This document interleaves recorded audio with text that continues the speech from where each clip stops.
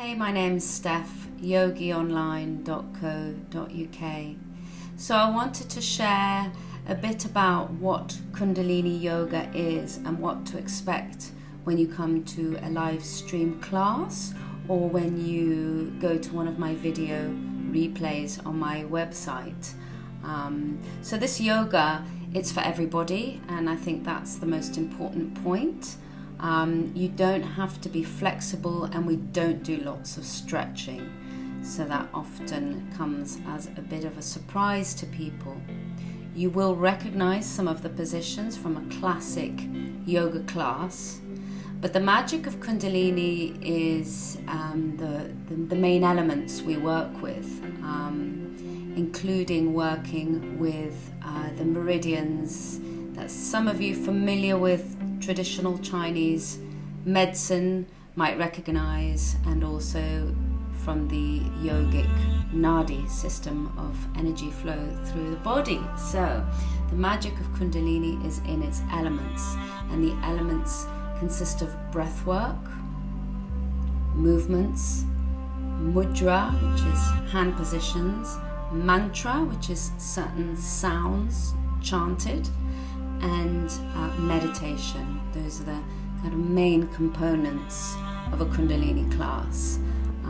It can be practiced in a chair or on the floor. So some of the movements, so thinking about the movement element, some of the movements you'll recognize from a typical yoga class, but often they are quite simple moving movements. So for example, today we practice this one with an in-breath with the arms up and an out-breath with the arms like this down, and that will be repeated for quite some time. So that can be practiced on a floor, and it can be adapted to a chair, and that's what I love about Kundalini, is that it's so adaptable to everybody.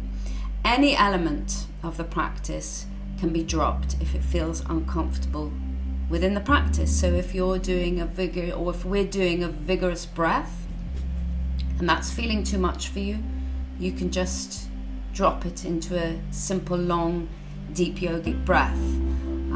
If the mudra is difficult to hold because you're thinking of so many things, you can drop that element of the exercise. If we're doing lots of sort of a vigorous movement, let's say something like this, and that feels too much, you can just drop it for a bit, wiggle out, keep with the breath, keep with a mudra if we're holding a hand position, and just drop that element. So the magic of it is like a recipe, and combined we get the effects, but you can always leave out the salt or reduce the sugar. It's still going to be okay for you. You're baking your recipe for you.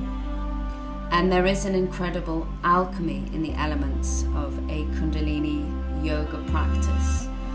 We keep up as best we can, and as we get more practiced, we're able to hold more of the elements. So we can maybe hold a mudra hand position like this with a vigorous counting breath, and maybe in our minds holding a mantra.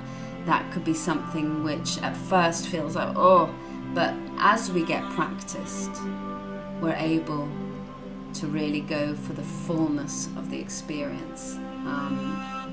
The breath, of course, is key to the practice, and the breath changes state. It's absolutely central to how we adjust the nervous system and how we build resilience and strength in the nervous system. And it also works very directly with the glandular, the hormonal system, which is why as a menopausal woman, as all women, we have the flows of the hormones very present in our lives.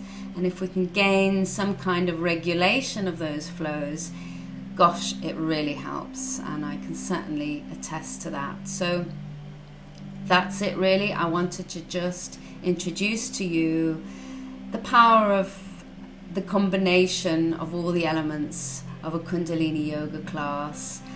So when you try one, don't be surprised, and don't try to keep the mind open, because you will really find that it works very directly, very quickly. You will get instant effects. You'll feel instantly different because of that vigorous combination of elements.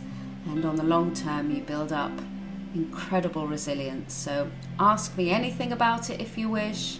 I look forward to seeing you on the mat. Some of you may know that I've got a free trial going on at the moment, 14 days, unlimited access to my live stream classes and to all the replays and the videos and blogs and podcasts and all sorts. So yeah, come and check it out. See you next time. Bye bye.